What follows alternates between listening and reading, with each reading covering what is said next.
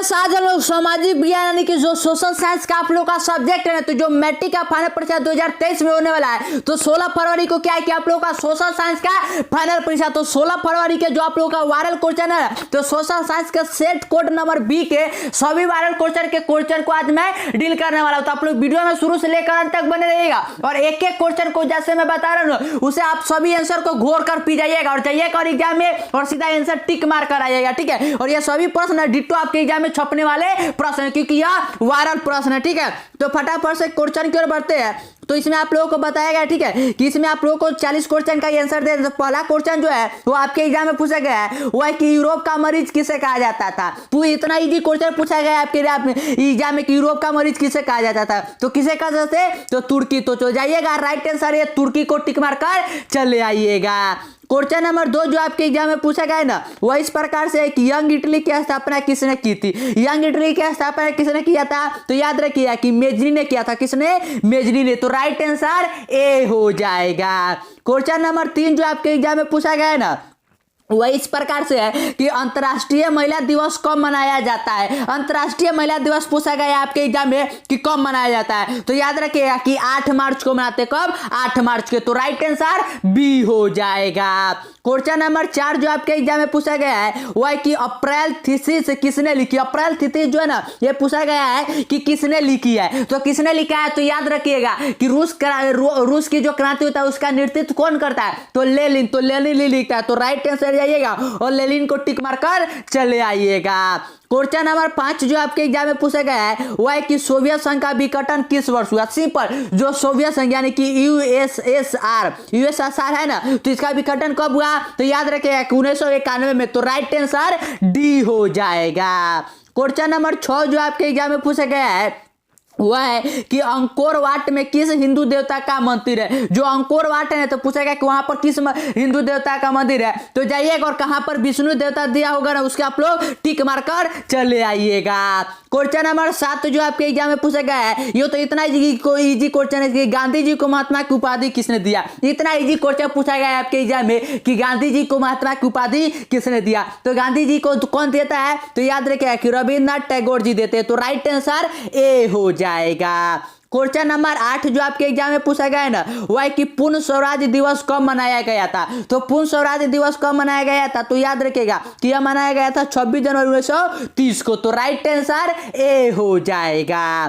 Question number 9 जो आपके exam में पूछा गया है ना, वह है कि हीराकुंड परियोजना है। हीराकुंड परियोजना पूछा गया है क्या,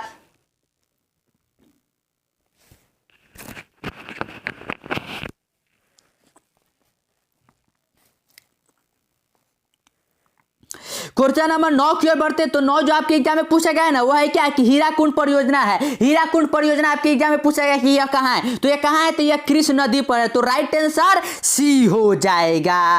क्वेश्चन नंबर 10 जो आपके एग्जाम में पूछा गया ना, ये तो बहुत ही और ये बार बार VBI करके बताया था कि यह छपेगा क्वेश्चन। वही क्वेश्चन छप चुका है आपके एग्जाम में कि गुरु गोविंद सिंह का जन्म किस नगर में हुआ था। इतना इजी क्वेश्चन पूछा गया है। तो गुरु गोविंद सिंह का जन्म कहां हुआ था, तो याद रखिए कि पटना में हुआ था। तो राइट आंसर बी हो जाएगा।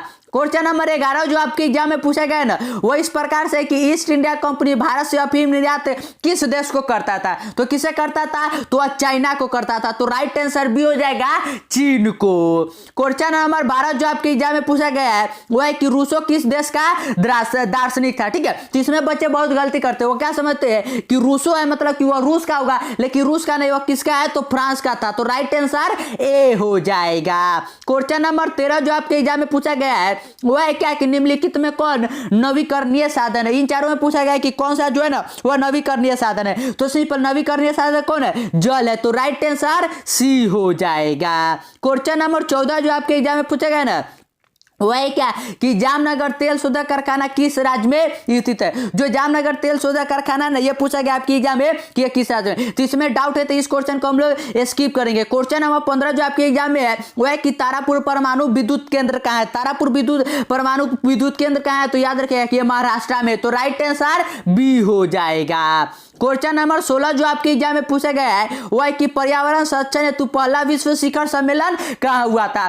तो पर्यावरण संरक्षण हेतु पहला जो विश्व शिखर सम्मेलन हुआ था ना, आप लोग याद रखेगा कि स्टॉकहोम में हुआ था। तो राइट आंसर ए हो जाएगा। क्वेश्चन नंबर 17 जो आपके एग्जाम में पूछा गया है वह 1992 ईस्वी में पृथ्वी सम्मेलन कहाँ हुआ था। तो 1992 में जो पृथ्वी सम्मेलन हुआ था ना, आप लोग याद रखिएगा कि यह रियो डी जेनेरिया में हुआ था। तो राइट आंसर डी हो जाएगा। एक एक क्वेश्चन जो बता रहा है उसे आप लोग डिटो घोर कर पी जाइए, क्योंकि जाइएगा आप लोग 16 फरवरी के एग्जाम में ना, तो यही सब क्वेश्चन आपको डिटो छपे रहेंगे।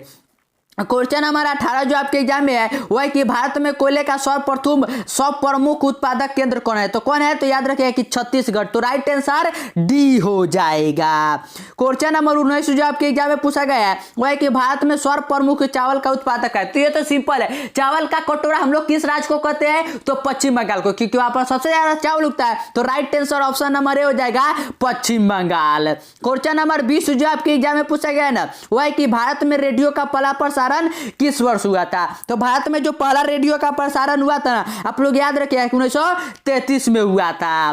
क्वेश्चन नंबर 21 जो आपके एग्जाम में पूछा गया है वह है कि भारत में हरित क्रांति शुरू हुई। हरित क्रांति पूछा गया है आपके एग्जाम में कि हरित क्रांति कब हमारे यहाँ पर शुरू हुआ था। तो याद रखिएगा कि यह शुरू हुआ था 1978 में। तो राइट आंसर जाइएगा और 21 का डी को मारकर चले आइएगा। और ये मैं आप लोगों को सेट कोड नंबर बी करवा रहा हूँ, ठीक है। आप लोगों को जो सेट मिले ना उसमें पहले क्वेश्चन को मिलाइएगा, उसके बाद आप लोग टिक मारिएगा आंसर, ठीक है। और अभी तक चैनल को सब्सक्राइब नहीं किया तो चैनल को सब्सक्राइब भी कर लीजिए, क्योंकि सभी सब्जेक्ट क्या ना आप लोगों को वायरल क्वेश्चन को सबसे पहले डील यहीं पर कराया जाएगा।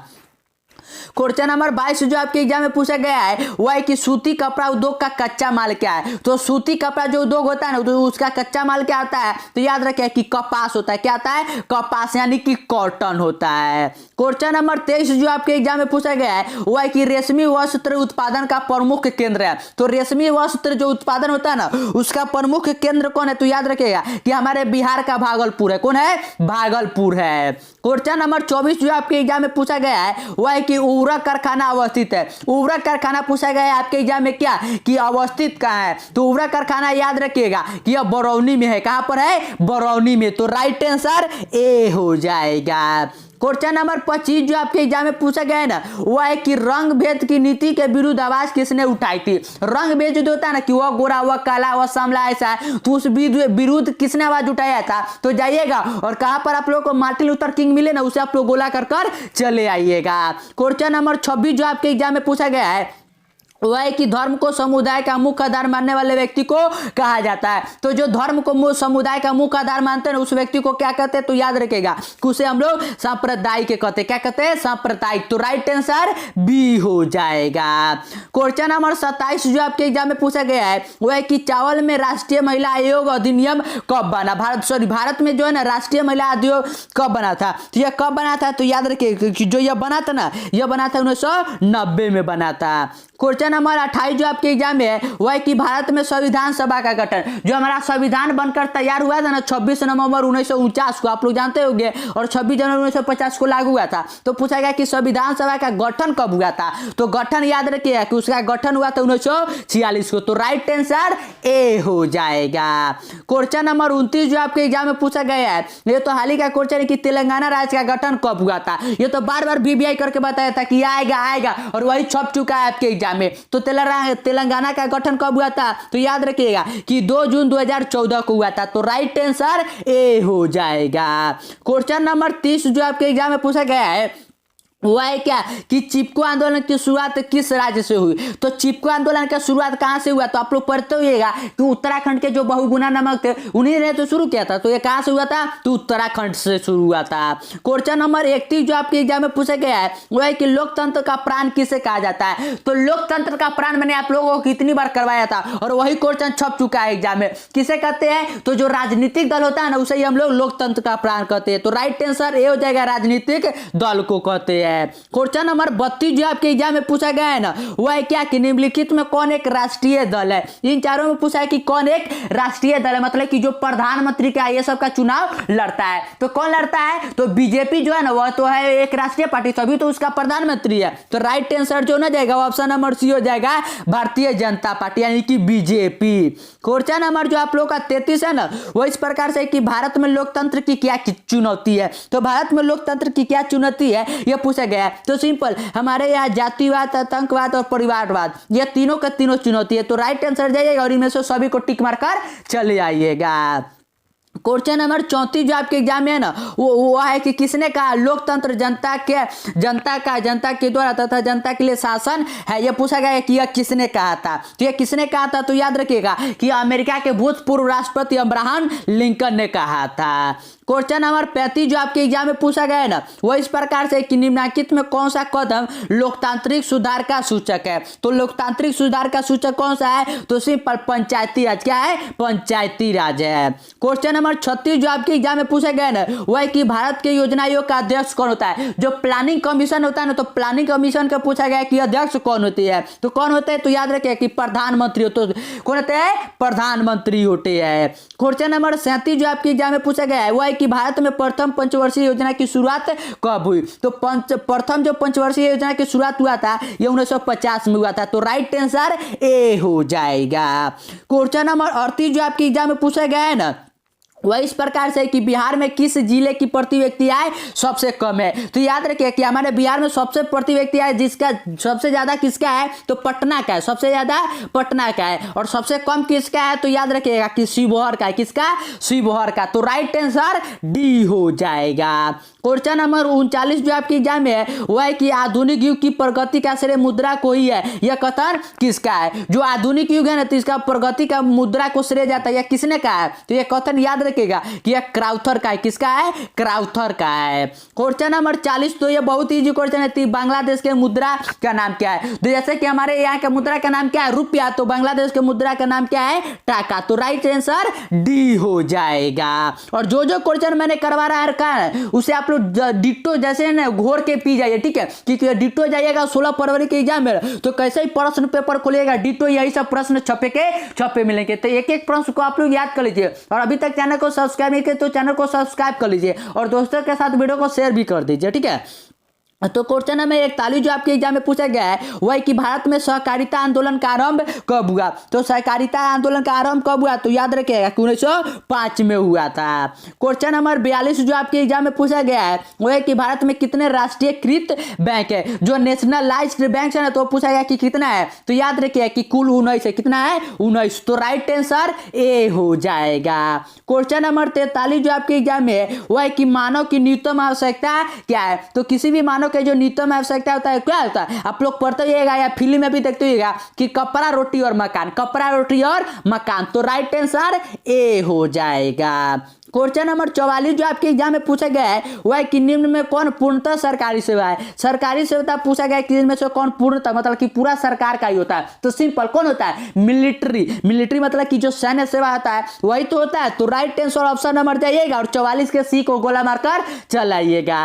क्वेश्चन नंबर जो आप लोगों को 45 पूछा गया ना एग्जाम में, वह इस प्रकार से है कि भारत सरकार ने सूचना का अधिकार अधिनियम कब पारित किया। तो सूचना का अधिकार अधिनियम जो पारित हुआ था ना, याद रखिएगा कि यह 2005 में हुआ था। तो राइट आंसर ए हो जाएगा। क्वेश्चन नंबर 46 जो आपके एग्जाम में पूछा गया है, वह है कि सुनामी जो शब्द ना, यह किस भाषा से लिया गया है। तो सुनामी कैसे लिखा था, टी से लिखा था, SUNAMI लिखा था। यह कौन सा भाषा है, तो यह जापानी है। कौन है, जापानी। तो राइट आंसर डी हो जाएगा। क्वेश्चन नंबर 47 जो आपके एग्जाम में पूछा गया है, वह है कि निम्नलिखित में कौन प्राकृतिक आपदा है। इन चारों में पूछा गया कि कौन सा जो है ना वो प्राकृतिक आपदा है। तो प्राकृतिक आपदा यहाँ पर कौन है, तो याद रखिए कि वो प्राकृतिक आपदा है भूकंप है। और क्वेश्चन नंबर जो 48 और आज का लास्ट क्वेश्चन है ना, वो इस प्रकार से है कि मलबे के नीचे दबे हुए लोगों को पता लगाने के लिए किस यंत्र की मदद ली जाती है। तो किसका लिया जाता है, तो इंफ्रारेड कैमरा का। तो राइट आंसर सी हो जाएगा। और जो जो क्वेश्चन आज मैंने आप लोगों को करवाया ना 1 से लेकर 48 तक, इन सभी क्वेश्चन को आप लोग रट कर तैयार कर लीजिए, ठीक है। कैसे भी घोर कर पी जाइए, क्योंकि एग्जाम में जब जाइएगा ना आप लोग 16 फरवरी के, तो डिटो यही प्रश्न आपके एग्जाम में छपे मिलेंगे। तो एक एक प्रश्न को आप लोग याद कर लीजिए, और अभी तक चैनल को सब्सक्राइब नहीं किए तो चैनल को सब्सक्राइब करने के साथ दोस्तों के साथ वीडियो को शेयर कर दीजिए।